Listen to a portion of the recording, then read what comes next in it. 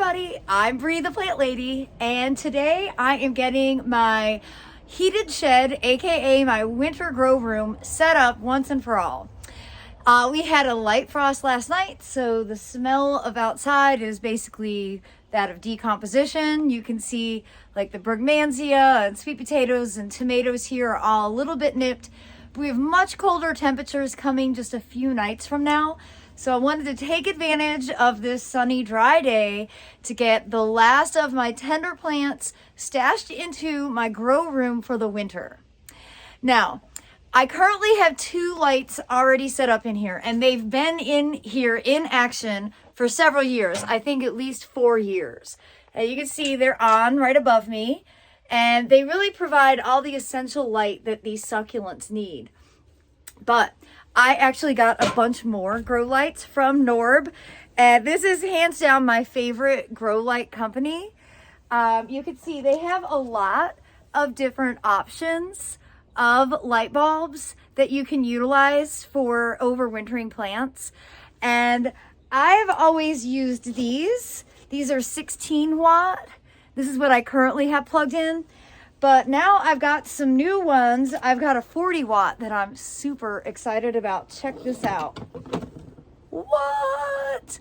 I can't wait to see how much light this puts out.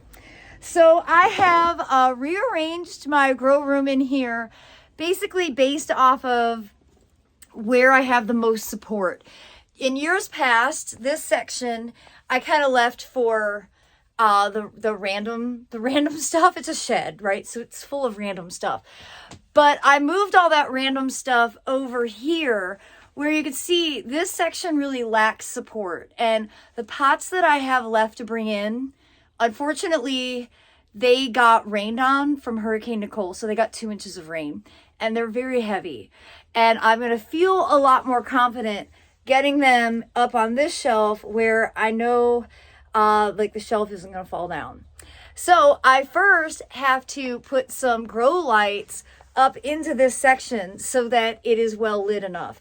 And basically all I did was I went to Lowe's and I got a couple of these that actually just clip right on. So I'll be able to clip them up onto the wall, dangle them over the plants, and then they'll just get plugged into the timer that I have running basically from 4 p.m. to midnight. So it gives all of these plants enough light every single day. This is a shed with a window on the door, and we did do this on purpose. So we actually changed out the door that was originally here, replaced it with this one.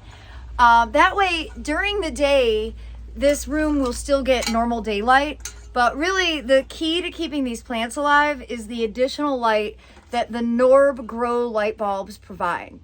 So I'm just gonna spend some time on a ladder and get this all set up, and then I'll show you the end result.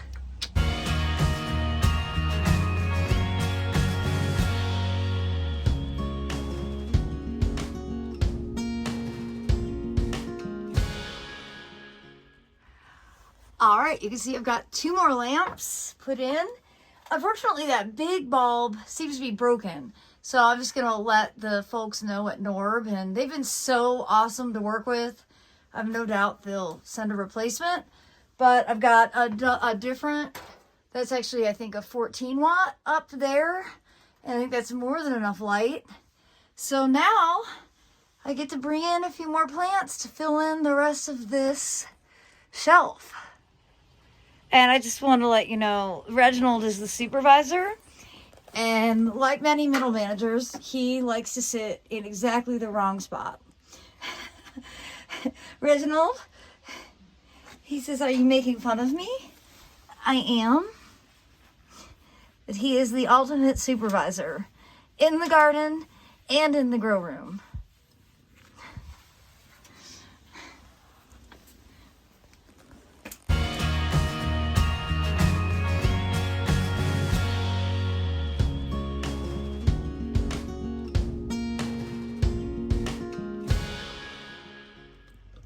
Well, let me give you a final view. Got this all set up. I've actually got pineapples there. It's not all succulents, but it's mostly succulents. And I'm really excited. I've downsized to some degree. Putting all of the mangaves next door is going to make a big difference. And I've only got a couple of non-succulent things. I put them in lower spots, including some turmeric and ginger, and that jasmine that will need to be watered more regularly. And then, just to, for good measure to fill in, I've got this ginger-ish relative, and of course my lime, which I've been growing for quite some time. And I'll just bring those in when we have cold night temperatures, really I guess below 32, and they'll hang out in the shed. And then during the day when temperatures rise, we'll pull them back out. And this is something I've done for quite a few years, and it works out well. The lime specifically is great because it's in this really lightweight plastic pot. And this is from Crescent Gardens. And I can lift this without any trouble. So always be, strategic about the kinds of pots you're overwintering. Plastic is obviously easier because it's lightweight. For years and years, I've used this really big ceramic pot filled with succulents. And this year, I just pulled everything out, cut the roots pretty significantly, shoved them in a pot, and put them in the shed. And now I'm going to just fill this one up with soil and get it planted for the winter season. And I'm not going to have to bring that big pot in and out of this shed anymore. Well, I hope this video will sort of demystify the process of overwintering tender plants.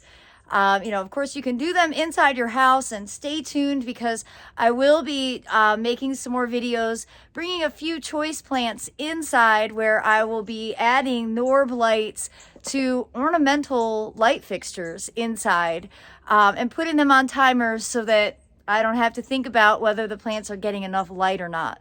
And really, that's one of the tricks. Getting quality light bulbs and then setting them up on timers so you aren't responsible for turning them on and off will make all the difference in the world.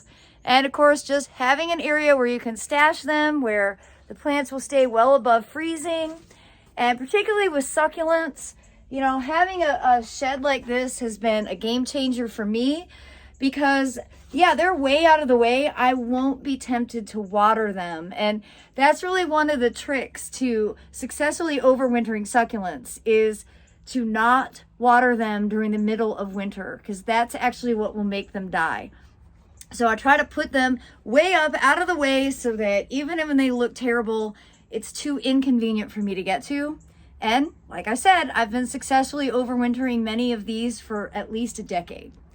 So I hope you'll be inspired to stash some plants as the cold weather arrives, and be sure to give me a like and share it with your friends, and subscribe to the Breathe a Plant Lady YouTube channel for more practical gardening advice. Well, thanks so much for watching, everybody.